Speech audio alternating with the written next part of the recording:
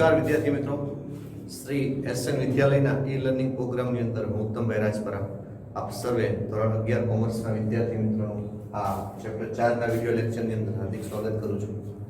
આજે આપણે વિડિયો લેક્ચરની અંદર ચેપ્ટર 4 માં ટેક્સ્ટ બુકનો દાખલો જોવા જઈ રહ્યા છીએ. દાખલા નંબર છે 8. આપણે લાસ્ટ વિડિયો લેક્ચરની અંદર એટલે કે અત્યાર સુધીના જે વિડિયો લેક્ચર હતા એની અંદર દાખલા નંબર 7 સુધી પૂર્ણ કરેલ હતું. લોન અને વ્યાજના વ્યવહારો વિશેના દાખલાઓ પૂર્ણ થઈ ગયા હતા. હવે આપણે દાખલા નંબર 8 જોવા જઈ રહ્યા છીએ. અચ્છા, દાખલા નંબર 8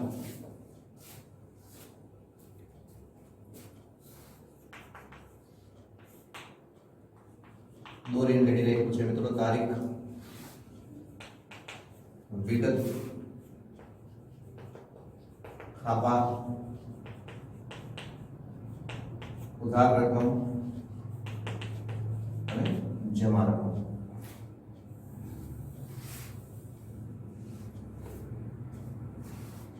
કૃષ્ણની આમ નોંધ લખો તો શ્રી કૃષ્ણની આમ નોંધ.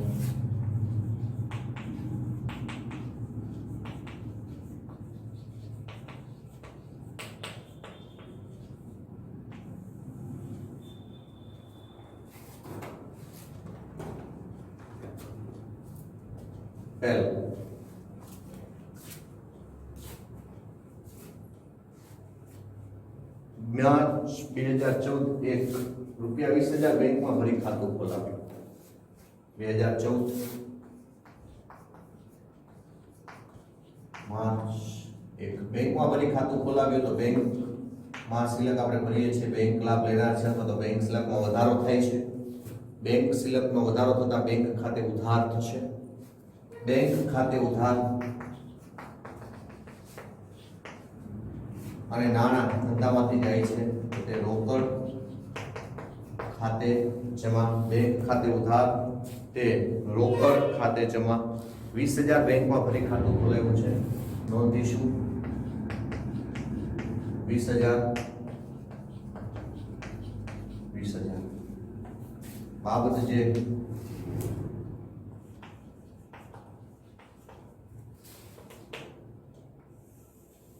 રૂપિયા 20,000 રોકડા બેંકમાં ભરી ખાતું ખોલાવ્યું તેના. ત્યારબાદ તારીખ 5 શ્રી હરિ પાસેથી રૂપિયા 5,000 નો ચેક મળ્યો જે તરત જ બેંકમાં ભર્યો. અહીંયા બેંકને લગતા વ્યવહારોની જ વાત આવશે, જે આપણને પર્ટિક્યુલર બેંક સાથે થતા વ્યવહારો પેઢીના એના વિશે સમજાવવાનું છે. અહીંયા તારીખ છે 5 શ્રી હરિ પાસેથી રૂપિયા 5,000 નો ચેક મળ્યો જે તરત બેંકમાં ભર્યો. તો ચલો, તારીખ 5 ચેક મળે છે અને તરત આપણે બેંકમાં ભરી દઈએ છીએ. આપણને ચેક આપનાર છે શ્રી હરિ. શ્રી હરિ પાસેથી મળ્યો છે તો અહીંયા શ્રી હરિનું ખાતું જમા થઈ જશે અને એને ચેક આપ્યો છે અને આપણે તરત બેંકમાં ભર્યો છે માટે બેંકનું ખાતું ઉધાર થઈ જશે. જો એને રોકડા ચૂકવા હોત તો આપણે નોંધ કરીએ તો રોકડ ખાતે ઉધાર એ શ્રી હરિ ખાતે જમા. અહીંયા એને ચેક આપ્યો અને આપણી બેંકમાં ભર્યો માટે નોંધ કરીશું બેંક ખાતે ઉધાર એ શ્રી હરિ ખાતે જમા.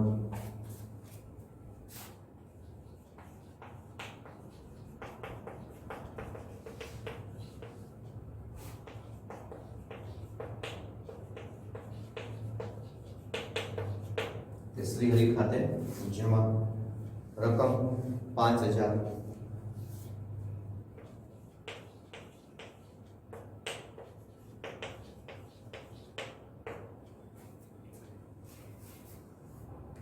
બાબત જે આપ જે રીતે નોંધો છે મુજબ વ્યવહારની ટૂંકી સમજૂતી. બાબત જે ઇંગ્લિશમાં કહે નેરેશન. તો અહીં આપણે નેરેશન લખવી છે. બાબત જે લખવી છે કે શ્રી હરિ પાસેથી ચેક મળ્યો જે તરત જ બેંકમાં ભર્યો તેના. ત્યારબાદ તારીખ 6 શ્રી રમણલાલ પાસેથી ઉઘરાણી પેટે રૂપિયા 2,000 નો ચેક મળ્યો. સેમ એના જેવું જ છે. રમણલાલ આપણને ચેક આપે છે અને જે ચેક આપણો ઉઘરાણી પેટેનો છે તો એ પણ એ જ થશે કે બેંક ખાતે ઉધાર. અહીંયા આગળ જોઈએ કે લખ્યું છે પહેલા તો કે રમણલાલે આપેલ ચેક બેંકમાં ભર્યો, એવું 1 2 વ્યવહાર 3 વ્યવહારમાં જોઈ લેવાનું.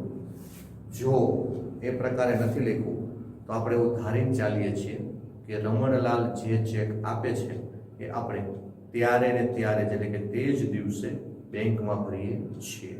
તો અહીંયા જે ચેક પ્રાપ્ત થાય છે એને આપણે નોંધીશું બેંક ખાતે ઉધાર અને તે રમણલાલ ખાતે જમા. 6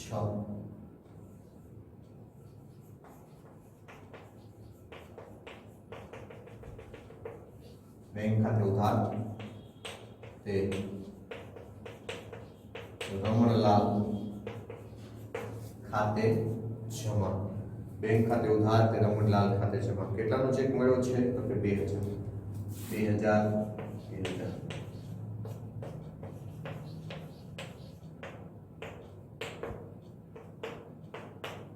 બાબત જે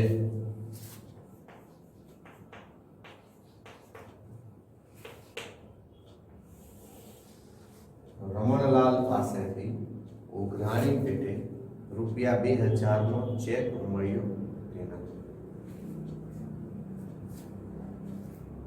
તારીખ 10 રૂપાલીને વેચેલ માલ રૂપિયા 14000 પૈકી અડધી રકમનો ચેક મળ્યો જે બેંકમાં ભર્યો.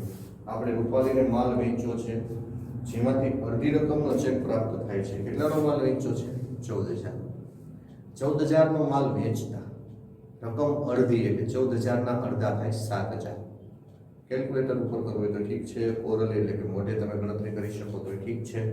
જરૂરી નથી કે બધી બાબતમાં કેલ્ક્યુલેટરનો ઉપયોગ કરવો અને જરૂરી એ પણ નથી કે દરેક ગણતરી મોઢે પણ આવડે. જે રીતે જેને એડજસ્ટ થાય એમ કરવાની છૂટ છે. રૂપાલીને વેચેલ માલ રૂપિયા 14000 જે પૈકી અડધી રકમનો ચેક મળ્યો. અડધી રકમ તો 7000 અને તે ચેક બેંકમાં ભર્યો. તો એક વસ્તુ આપણે જોઈએ કે અડધી રકમનો જે ચેક છે 7000 નો ચેક આપણે બેંકમાં ભરીએ છીએ તો બેંક સિલકમાં વધારો થશે. બેંક ખાતે ઉધાર તારીખ છે 10.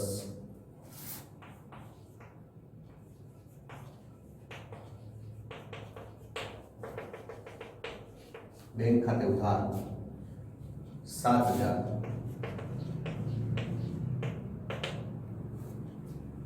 આગળ અડધી રકમનો ચેક મળ્યો એનો મતલબ કે અહીંયા આપણને એવું પણ નથી કહ્યું કે એણે અડધી રકમ રોકડ ચૂકવી. કહ્યું નથી. જુઓ તમને દેખાય છે કે નથી દેખાતું? સ્પષ્ટ કહ્યું છે. ફક્ત એક જ લાઈન છે કે રૂપાલીને વેચેલ માલ રૂપિયા 14000 જે પૈકી અડધી રકમનો ચેક મળ્યો. જે ચેક મળ્યો છે આપણે નોંધી દીધો. તો અહીંયા એનો મતલબ એવો થાય છે કે અડધી રકમ હજી આપણે રૂપાલી પાસે લેવાની બાકી છે. તો એની નોંધ કરીશું. રૂપાલી ખાતે ઉધાર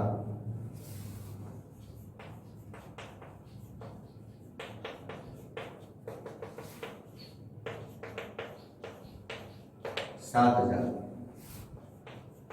તે ટોટલ આપણું વેચાણ કેટલું થઈ જાય છે? 14000 નું. તે વેચાણ ખાતે જમા 14000. બાબત જે રૂપાલીને વેચેલ માલ પૈકી અડધી રકમનો ચેક મળ્યો છે બેંકમાં ભર્યો તેના. ફરીથી કહું છું, રૂપાલીને વેચેલ માલ પૈકી અડધી રકમનો ચેક મળ્યો જે બેંકમાં ભર્યો તેના. તારીખ 12 દીપકલામાંથી રૂપિયા 10000 નો માલ ખરીદી અડધી રકમ ચેકથી ચૂકવી. દીપકલામાંથી કેટલાનો માલ ખરીદ્યો? 10000 અને કેટલી રકમ ચેકથી ચૂકવી? તો કે અડધી એટલે કેટલી થઈ જશે? 5000. 10000 નો માલ ખરીદીએ છીએ, ખરીદ ખાતે ઉધાર થઈ જશે. તે અડધી રકમ એટલે 5000 તે બેંક ખાતે જમા 5000. પરંતુ અહીંયા કહ્યું છે કે બાકીના અડધા રોકડા ચૂકવો એવું કહ્યું છે? તો કે ના, એનો કોઈ ઉલ્લેખ જ નથી. તો અહીંયા જ્યારે આ રીતે વર્ડ્સ આપ્યા હોય કે અડધી રકમ ચેકથી ચૂકવી અને બાકીની અડધી રકમનો ઉલ્લેખ નથી તો એ અડધી રકમ કાં તો ચૂકવવાની બાકી છે કાં તો મળવાની બાકી છે. જો તમે વેચાણ કરો છો તો મળવાની બાકી છે અને જો તમે ખરીદી કરો છો તો અડધી રકમ આવી રીતે ચૂકવવાની બાકી છે. તો અહીંયા આપણે ખરીદી કરી છે તો અહીંયા રકમ ચૂકવવાની આપણે બાકી છે. તારીખ 12 ખરીદ ખાતે ઉધાર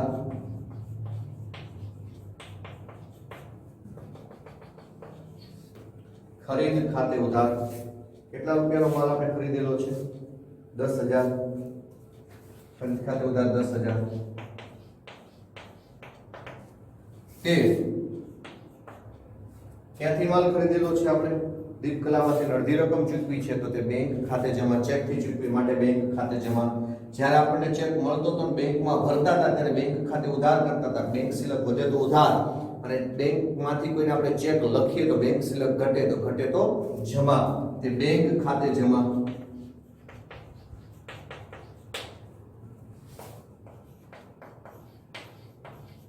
$5,000 અને તે ખરીદ ખાતે ઉધાર, તે બેંક ખાતે જમા. અને તે આપણે દીપકલામાંથી માલ લીધો છે એટલે તે દીપકલાને જે અડધી રકમ ચૂકવવાની બાકી છે તો તે દીપકલા ખાતે જમા. દીપકલા લાભ આપનાર છે, તે દીપકલા ખાતે જમા. કેટલાનો લાભ આપનાર છે તો કે 5,000 નો.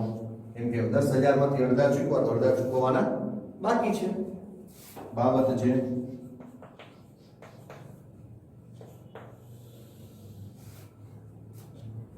દીપકલામાંથી માલ ખરીદી અડધી રકમનો ચેક આપ્યો તેને. અહીંયા 12 તારીખ સુધી પૂરું થયું. હવે આપણે જોઈએ તારીખ 15. ઘર ખર્ચ માટે ₹400 અને ઓફિસ ખર્ચ માટે ₹800 બેંકમાંથી ચેકથી ઉપાડ્યા. બહુ એક સ્પષ્ટ બાબત તમને સમજાવું. ઘર ખર્ચ માટે જે આપણે ઉપાડીએ ત્યાં આપણે જોવાનું નથી કે ઘર ખર્ચ કર્યો કે નથી કર્યો, પણ માલિક ઘર ખર્ચ માટે ઉપાડે એટલે એને ઉપાડ લખી નાખવાનો. એ 100%ની વસ્તુ છે.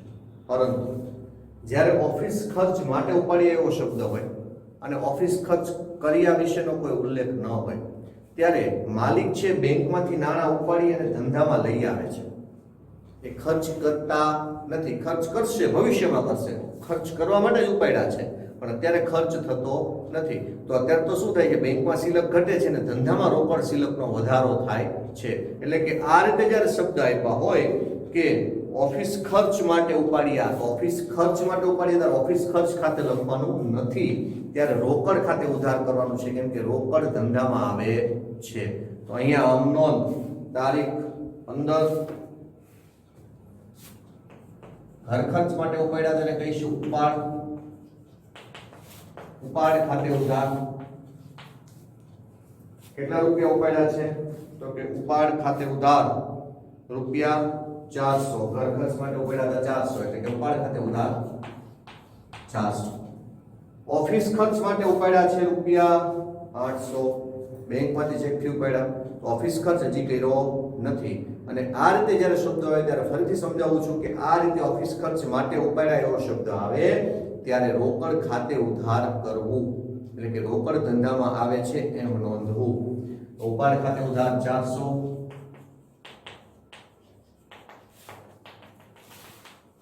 રોકડ ખાતે ઉધાર 800. ટોટલ બેંકમાંથી 800 અને 400 કેટલા ઉપાડ્યા તો કે 1200 ચેકથી ઉપાડ્યા. એ બેંક ખાતે જમા. 800 અને 400 નો ટોટલ 1200.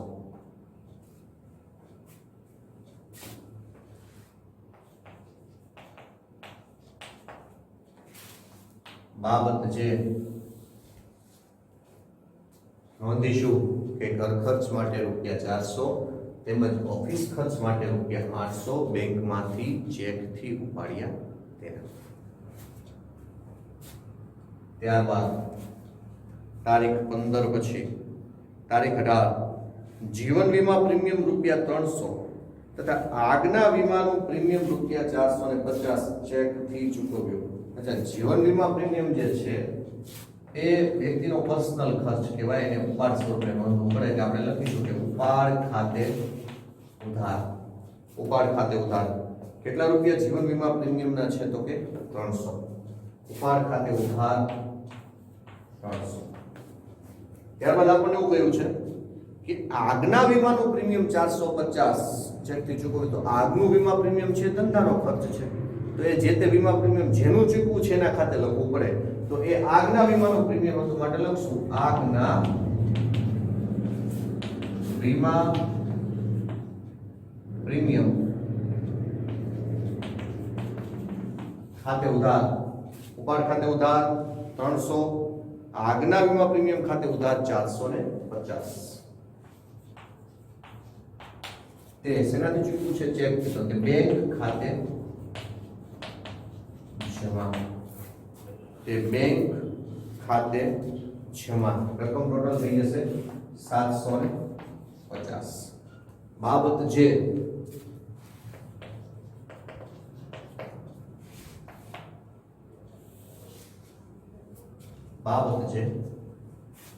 जीवन वीमा प्रीमियम તેમજ આગના વીમા પ્રીમિયમના ચેક થી ચૂકવ્યા તેના ફરીથી જીવન વીમા પ્રીમિયમ તેમજ આગના વીમા પ્રીમિયમના ચેક થી ચૂકવ્યા તેના ત્યારબાદ તારીખ 20 બેંકે રૂપિયા 25,000 નો ઓવરડ્રાફ્ટ મંજૂર કર્યો બેંક જ્યારે પણ આ રીતે ઓવરડ્રાફ્ટ મંજૂર કરે છે તો એ બિન આર્થિક વ્યવહાર છે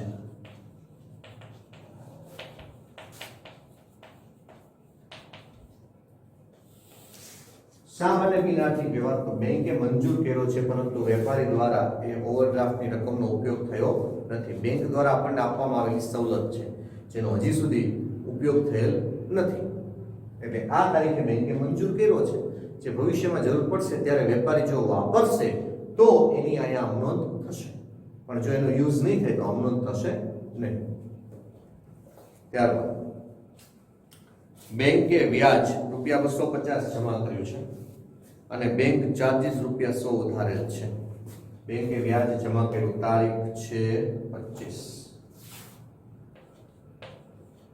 25 નો પહેલા નંબરનો વ્યવહાર બેંકે વ્યાજ જમા કર્યું એમ 1 લખ્યો છે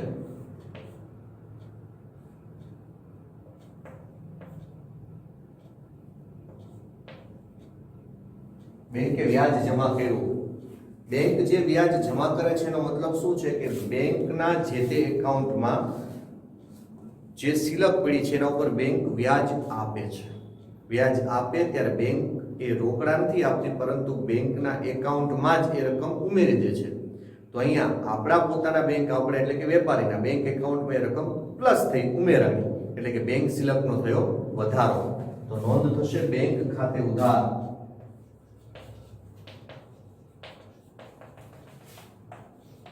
બેંક ખાતે ઉધાર તે શેના આવ્યા છે તો કે બેંક વ્યાજના બેંક વ્યાજ ખાતે જમા રકમ કેટલી છે તો કે આપણે અહીંયા જોઈએ 250 જમા કર્યું છે 250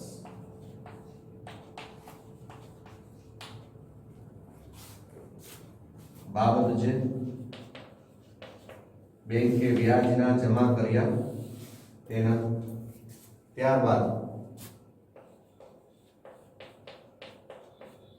25મી તારીખની અંદર બીજો વ્યવહાર પણ હતો બીજો વ્યવહાર એવો હતો કે તથા બેંક ચાર્જીસના રૂપિયા 100 ઉધારેલ હતા એકમાં બેંક રકમ આપતી હતી એ વ્યવહાર હતો અને એકમાં બેંક રકમ ખાતામાંથી રકમ ઓછી કરતી હતી કટ કરતી હતી એનો વ્યવહાર હતો બેંક ચાર્જીસના કેટલા ઉધાર્યા છે તો કે 100 ઉધારેલ છે અચ્છા જો 100 ઉધાર્યા હોય તો અહીંયા જેમ વ્યાજ ખાતામાં જમા કરે છે ત્યારે બેંક સિલકમાં વધારો થાય છે તો અહીંયા આવે જ્યારે ઉધારે છે ત્યારે બેંક સિલકમાં ઘટાડો થાય ઉધાર એટલે કે બેંકે આપણને આપતી સેવાઓના બદલામાં જે નાણાં વેપારી પાસેથી એટલે કે જે તે ગ્રાહક પાસેથી ખાતેદાર પાસેથી વસૂલ કરે છે અને બેંક ચાર્જીસ કહેવાય છે બેંક ચાર્જીસ એક પ્રકારનો ખર્ચ છે જે તે ખર્ચ ખાતે ઉધાર થાય અને એ ક્યાંથી કાપશે તો કે બેંક એકાઉન્ટ એટલે કે બેંકની અંદર જે તે વ્યક્તિનું જે ખાતું છે એકાઉન્ટ છે એમાંથી એ પૈસા ઘટાડશે એટલે કે એની બેંક સિલકમાં ઘટાડો કરશે તો અહીંયા આપણે નોંધવું પડશે કે બેંક ચાર્જીસ ખાતે ઉધાર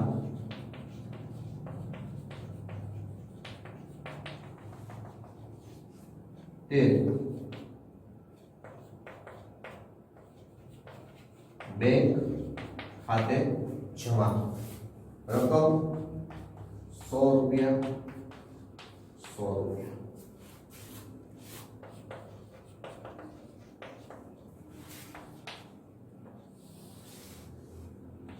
બાબત છે બેંકે બેંક ચાર્જીસના ઉધાર્યા તેના પહેલામાં તો બેંકે બેંક વ્યાજ જમા આપ્યું તેના અહીંયા લખીશું બેંકે બેંક ચાર્જીસના ઉધાર્યા તેના ત્યારબાદ માલિકના તારીખ 31,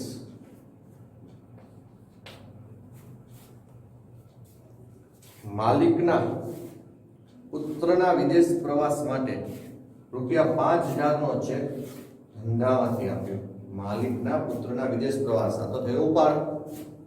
માલિકનો પુત્ર વિદેશ પ્રવાસ કરે છે, એમાં માલિકના પુત્રની સાથે ધંધાને આ ખર્ચની સાથે કોઈ લેવા દેવા નથી, કેમ કે એનાથી આ ખરીદીને લગતો ખર્ચ નથી, વેચાણને લગતો ખર્ચ નથી, અન્ય કોઈ ધંધાને લગતા ખર્ચ માટે આ થઈ જશે ઉપાડ.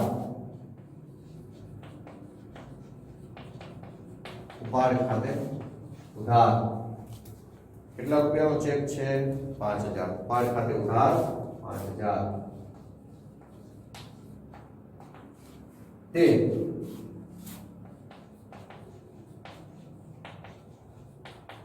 બેંક ખાતે જમા. ચેક આપ્યો છે ને, માટે ધંધામાંથી ચેક આપ્યો તો બેંક ખાતે જમા 5000.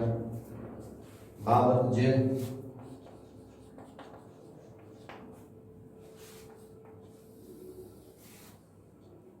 માલિકના પુત્રના વિદેશ પ્રવાસ માટે ધંધાના બેંક એકાઉન્ટમાંથી ચેક આપ્યો, એના તો ધંધાના ખાતામાંથી ચેક આપ્યો, તેના અહીંયા આવે થઈ જશે કુલ સરવાળો.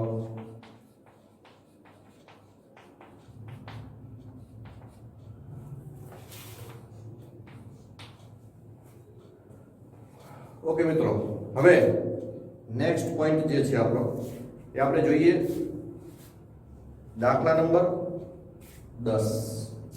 એના વિશે થોડી ચર્ચાઓ અને પછી એની નોંધ કરી દઈએ, અથવા તો સાથે સાથે જો તમને સમજાવતો જો મને નોંધાવતો જઈશ.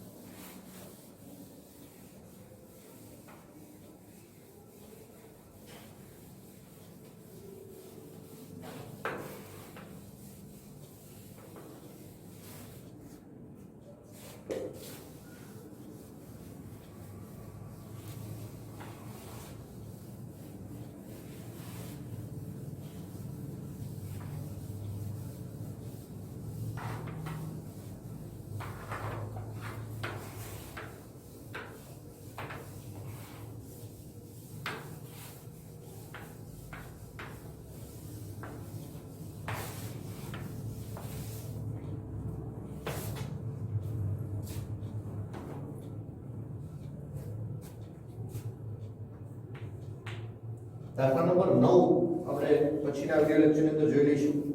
અત્યારે દાખલા નંબર 10 જોઈ લઈએ.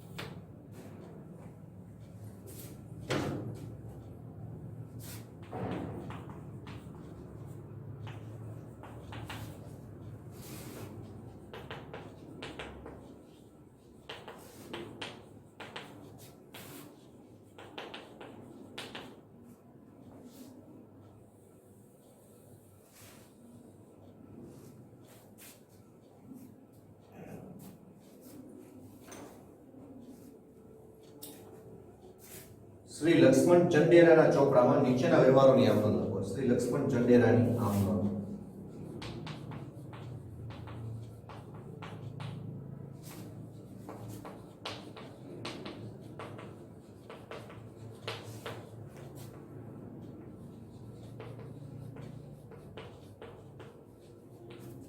શ્રી લક્ષ્મણ ચંડેરાના ચોપડે આવવાનું. ક્રમ આપ્યો છે. રૂપિયા 20,000 નું યંત્ર ચેક થી ખરીદ્યું તથા યંત્ર ગોઠવણીના રૂપિયા 500 રોકડા ચૂકવ્યા. હવે સમજીએ મિત્રો કે અહીંયા આપણે જે ચેક થી ચૂકવ્યું છે યંત્ર ચેક થી ખરીદ્યું અને ગોઠવણીના 500 ચૂકવ્યા રોકડા, એટલે ટોટલ રકમ કેટલી થઈ ગઈ યંત્રોની? તો કે 20,500. તો આમનું શું થઈ જશે? યંત્ર ધંધામાં આવે છે, યંત્ર ખાતે ઉધાર 20,500, મિલકત અને મિલકતની ખરીદીને લગતો ખર્ચ એ મિલકતની કિંમતમાં ઉમેરવામાં આવે છે. મિલકતની પડતર કિંમત કેટલી? તો કે મિલકતની ખરીદ કિંમત વત્તા એની ખરીદીને લગતો ખર્ચ. 20,000 વત્તા 500 બરાબર 20,500. યંત્ર ખાતે ઉધાર 20,500. એના બદલામાં ચેક આપ્યો તો ચેક થી ખરીદ્યું છે તો તે બેંક ખાતે જમા.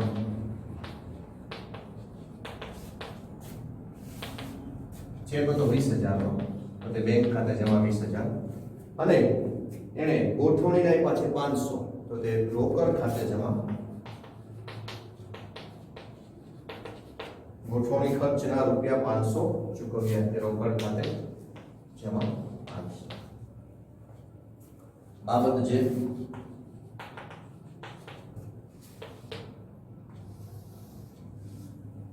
યંત્ર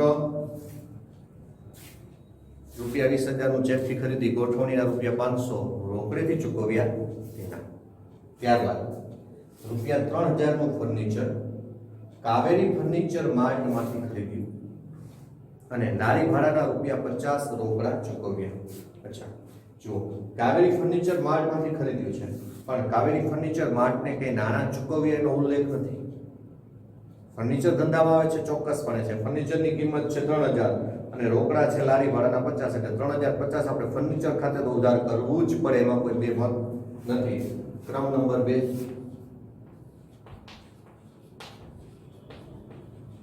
ફર્નિચર ખાતે ઉધાર 3,050.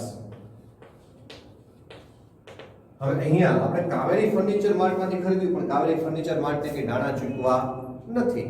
તો એનો મતલબ છે કે કાવેરી ફર્નિચર માર્ટ લાભ આપનાર બને છે તો તે કાવેરી ફર્નિચર માર્ટ ખાતે જમા.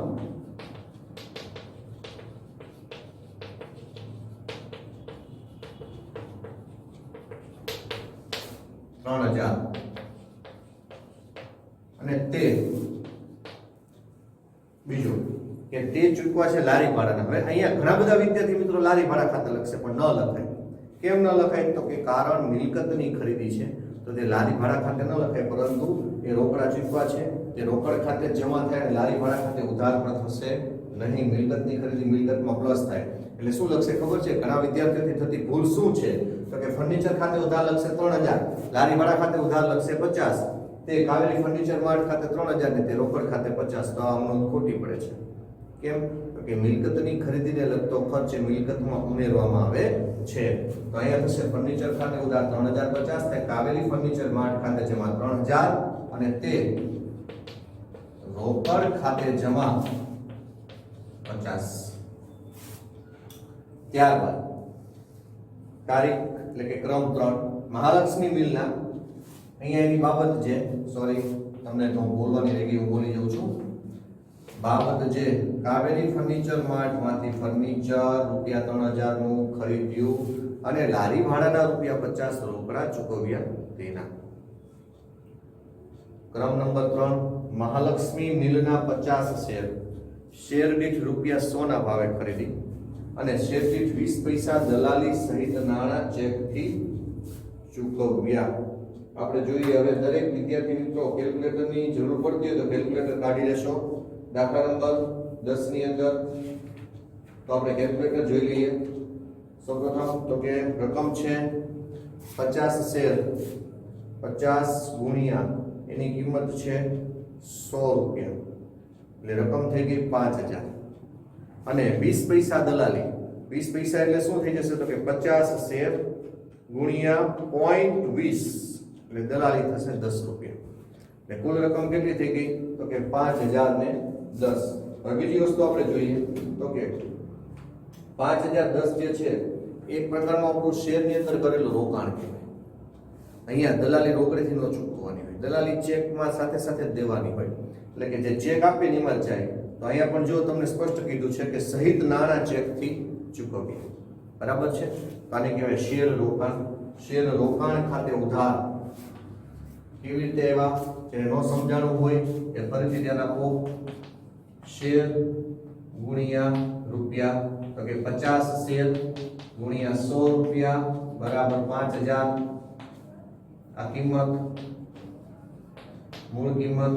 હવે દલાલી 50 શેર ગુણ્યા 0.20. એક રૂપિયો નથી કીધો, 20 પૈસા કહ્યું છે. 20 પૈસા એટલે 0.20 બરાબર રકમ થઈ જશે 10. ટોટલ રકમ થઈ જશે 5010. આ ચેક થી ચૂકવા છે આપણે શેર રોકાણ ખાતે ઉધાર.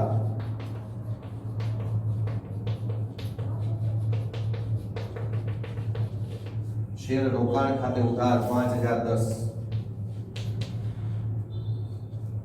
તે ચેક થી ચૂકવા છે તો તે બેંક ખાતે જમા 5010. શેર રોકાણ ખાતે ઉધાર 5010 તે બેંક ખાતે જમા 5010.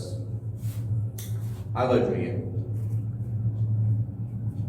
તારીખ ક્રમ 4 છે અને બાબત જે ભૂલી જાઉં છું કે ₹100 નો એક એવા 50 શેર 20 પૈસા લેખે દલાલી સહિત ખરીદી નાણાં ચેક થી ચૂકવ્યા તેના. બરાબર છે? અથવા તો 50 શેર દલાલી સહિત 50 શેરના દલાલી સહિતના નાણાં ચેક થી ચૂકવ્યા તેના. હવે નેક્સ્ટ પોઈન્ટ નંબર ક્રમ નંબર 4. 5000 ના ફર્નિચરના બદલામાં 4000 નો માલ આપ્યો. માલ કેટલાનો કયો? 4000 નો. ફર્નિચર કેટલાનું આવ્યું? 5000 નું. આપણે માલ જે છે ને એની નોંધ કરીશું. ફર્નિચર ખાતે ઉધાર તે અહીંયા તમે જુઓ આપણે માલ વેચ્યો છે.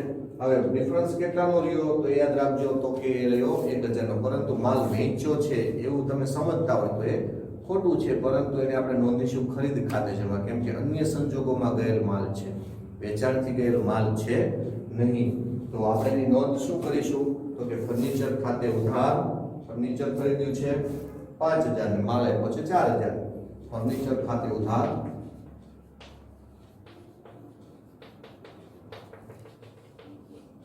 તે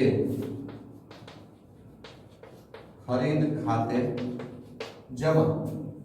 અન્ય સંજોગોમાં ગયેલ માલ એનો કન્સેપ્ટ અહીં આપણે જાળવી રાખવાનો છે. 4000 માલની મૂળ કિંમત હતી 4000, એને ધ્યાનમાં રાખવાની છે. બાબત જે ₹5000 ના ફર્નિચરના બદલામાં ₹4000 નો માલ આપ્યો તેના. ત્યારબાદ ક્રમ નંબર 5 એમને જ રહેવાનો છે. ક્રમ 6000 નું જૂનું યંત્ર 5000 માં વેચ્યું. યંત્રની કિંમત હતી 6000, વેચ્યું 5000 માં, તો ₹1000 નું તો નુકસાન થયું. બીજું કે અહીંયા ચેક મળ્યો એવું કહ્યું નથી, તો આપણે જાણીશું કે અહીંયા જ્યારે આવું ન કહ્યું હોય તો રોકડ પ્રાપ્ત થઈ છે એવું સમજવું. યંત્ર વેચવાથી રોકડ ધંધામાં આવે છે. રોકડ ખાતે ઉધાર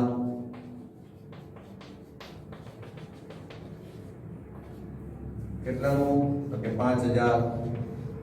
રોકડ ખાતે ઉધાર 5000 અને 1000 નું તો નુકસાન થયું, તો યંત્ર વેચાણના નુકસાન ખાતે ઉધાર 1000.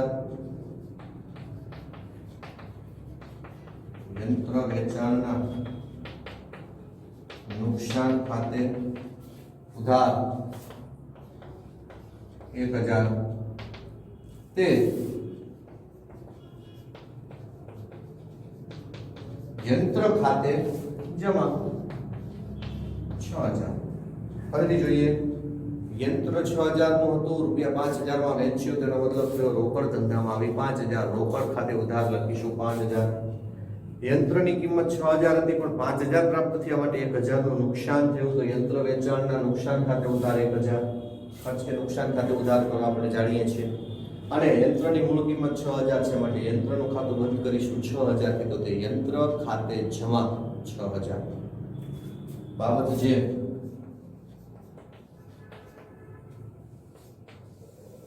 6000 નું યંત્ર રૂપિયા 5000 માં વેચ્યું તેના. હવે રૂપિયા 50000 માં જમીન ખરીદી, રૂપિયા 2000 દસ્તાવેજ તથા કાનૂની ખર્ચના થયા અને નાણાં રોકડા ચૂકવ્યા.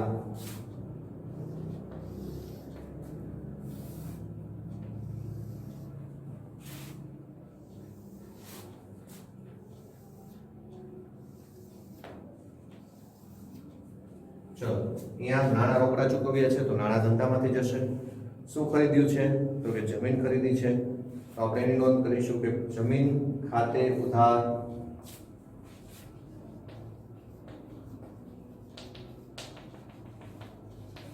જમીન ખાતે ઉધાર. ઘણા બધા વિદ્યાર્થીઓ છે કે અહીંયા ટોટલ આમ કરશે કે 50000 હતા 2000 દલાલના થયા તો કે ટોટલ આપણે કેટલા કરી નાખશું તો કે 50 ને 52000 એમાં પાછો નોંધ અલગથી કે 50000 જમીનના હતા 2000 એનો દલાલી ખર્ચ કર્યો તો દલાલી ખર્ચ ખાતે લખશે. નો આવે.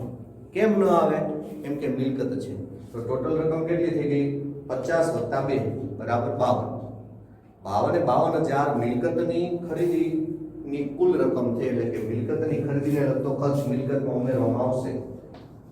52000 જમીન ખાતે ઉધાર 52000 તે હવે નાના રોકડા ચૂકવા હોય તો રોકડ ખાતે જમા, ચેક થી ચૂકવા હોય તો બેંક ખાતે જમા. નાના રોકડા ચૂકવા છે તે રોકડ ખાતે જમા 52000.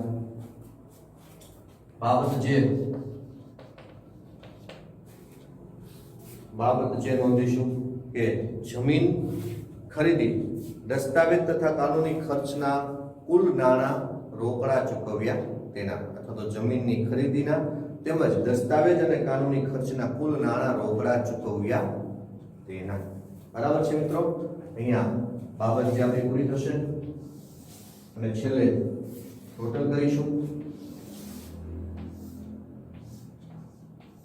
કુલ સરવાળો